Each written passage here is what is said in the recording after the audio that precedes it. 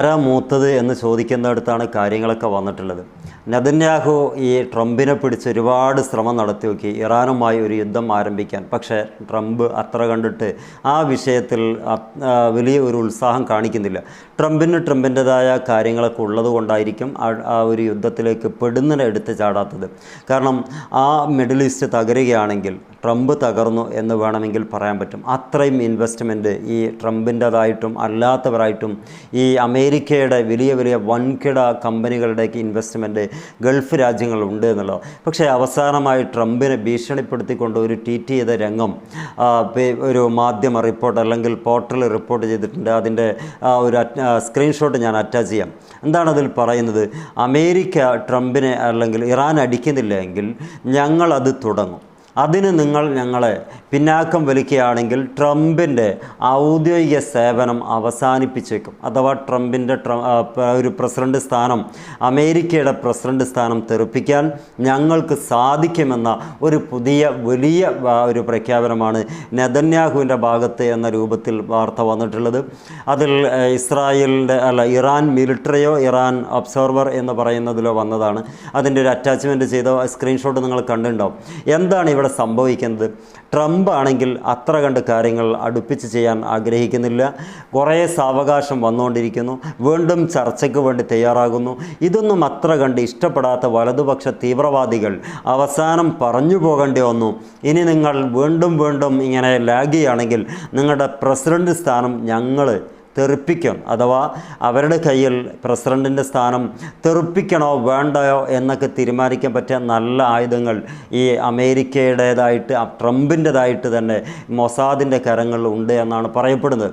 അത് ഏറ്റവും കൂടുതൽ പറയപ്പെടുന്ന ഒന്ന് എപ്സ്റ്റീൻ ഫയലുകളാണ്.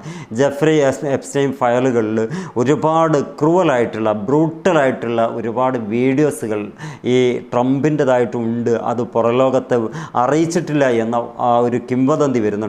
എന്നാൽ അത് വെച്ചിട്ടായിരിക്കും ട്രംപിനെ വിലപേശുന്നത്. അവസാന നിമിഷം ഗതികെട്ട് പറഞ്ഞതായിരിക്കാം നെതന്യാഹുവിൻ്റെ ഭാഗത്തു നിന്ന്, ഇനിയും നിങ്ങൾ യുദ്ധം ആരംഭിക്കുന്നില്ലെങ്കിൽ, ഞങ്ങളെ യുദ്ധത്തിന് അനുവദിക്കുന്നില്ല എങ്കിൽ, രണ്ട് ഓപ്ഷനാണ്. ഒന്ന്, അമേരിക്ക നേരിട്ട് യുദ്ധം ചെയ്യുന്നില്ല എങ്കിൽ, അതോടൊപ്പം തന്നെ ഞങ്ങൾക്ക് യുദ്ധം ചെയ്യാനുള്ളൊരു അനുമതിയും തരുന്നില്ല എങ്കിൽ നിങ്ങളുടെ സ്ഥാനം അവിടെ ഉണ്ടാവില്ല എന്നുള്ളത്.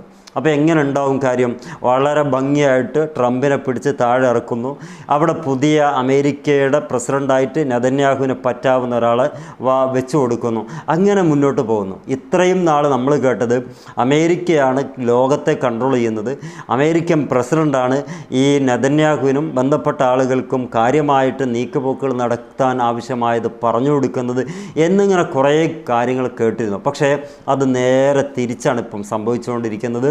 നെതന്യാഹു അങ്ങോട്ട് പറയുകയാണ്, നിങ്ങൾ ആ പ്രസിഡന്റ് സ്ഥാനത്ത് തുടരണോ വേണ്ടയോ എന്ന് ഞാനൊന്ന് ആലോചിക്കട്ടെ. എങ്ങനെയുണ്ട് കാര്യങ്ങൾ? മൊത്തം ശോകമാണ്. കാരണം യുദ്ധം തുടങ്ങുമെന്ന് പലതവണ പറഞ്ഞിട്ടും 72 മണിക്കൂർ പറഞ്ഞു, 2 ആഴ്ച പറഞ്ഞു, 1 മാസം പറഞ്ഞു. എന്നിട്ടും കപ്പലുകളായ ഒരുപാട് പടുകൂറ്റൻ കപ്പലുകൾ അവിടെ എത്തിക്കഴിഞ്ഞു. എന്നിട്ടും ഇത് തുടങ്ങുന്നില്ല എങ്കിൽ ഒരുമാതിരി ഒരു പരിപാടി ആയിട്ടാണ് ഈ നെതന്യാഹു മനസ്സിലാക്കുന്നത്. അതിൽ നിന്ന് ഒരു കാര്യം മനസ്സിലായി, ട്രംപിനാണോ നെതന്യാഹുവിനാണോ യുദ്ധം വേണ്ടത്? 2 പേർക്കും യുദ്ധം വേണം. പക്ഷേ ആർക്കാണ് ആദ്യം വേണ്ടത്? നെതന്യാഹുവിനാണ് വേണ്ടത്. അവരുടെ ലക്ഷ്യം എന്താ? അവരുടെ ഗ്രേറ്റർ ഇസ്രായേലാണ്. എന്നാൽ ട്രംപിൻ്റെ ലക്ഷ്യം എന്താണ്? ഒന്ന്, ഇസ്രായേലിനെ ഒന്ന് നല്ലോണം സന്തോഷിപ്പിക്കണം. മറ്റൊന്ന്, ട്രംപ് ഇറാൻ ഭരണകൂടത്തിൻ്റെ തലപ്പനായിട്ട് വരണം. അതിൽ ഗ്രേറ്റർ ഇസ്രായേൽ എന്നൊക്കെ അത് ഇസ്രായേലിന് വേണ്ടിയിട്ട് ഒരു വെച്ചു കൊടുക്കുന്ന ഒരു പുതിയ പദ്ധതിയാണ്. പക്ഷേ പഴയ കാലത്ത് 3000 കൊല്ലത്തോളം പഴക്കമുള്ള ഒരു അജണ്ടയുടെ ഭാഗമായിട്ടാണ് അത് നടപ്പിലാക്കുന്നതൊക്കെ പറയപ്പെടുന്നു. എന്താണെങ്കിലും 2 വിഷനാണ്. ഒന്ന്, ട്രംപിന് ഒന്നും നഷ്ടപ്പെടാതെ അഥവാ മിഡിൽ ഈസ്റ്റിൽ നാശനഷ്ടങ്ങളൊന്നും ഇല്ലാതെ ഇറാൻ്റെ ഭരണകൂടം താഴെ ഇറക്കണം. എന്നാൽ ഈ നെതന്യാഹു ആകട്ടെ അവിടെ എല്ലാം നഷ്ടപ്പെട്ടാലും കുഴപ്പമില്ല, ഗ്രേറ്റർ ഇസ്രായേൽ നടപ്പിലാകണം. ഇതെങ്ങനെ ഒത്തുപോകുമെന്നുള്ളത് കാത്തിരുന്ന് കാണേണ്ടി വരും. നിങ്ങളുടെ അഭിപ്രായങ്ങൾ, നിരൂപണങ്ങൾ എഴുതി നിങ്ങളുടെ കമൻറ്റ് ബോക്സിൽ ഇടുക. നിങ്ങൾ സപ്പോർട്ട് ചെയ്യുക. ഇതൊരു സപ്പോർട്ടീവ് ചാനലാണ്, മറ്റൊരു ചാനലിന് വേണ്ടിയിട്ടുള്ളത്. അപ്പോൾ എല്ലാവർക്കും സന്തോഷമായി ഇരിക്കട്ടെ, അല്ലെങ്കിൽ സന്തോഷമായിട്ടുള്ള നാളുകൾ വരട്ടെ എന്ന് ആശംസിക്കുന്നു. മറ്റൊരു വീഡിയോയിൽ കാണാം. Wish you all the best. Good bye.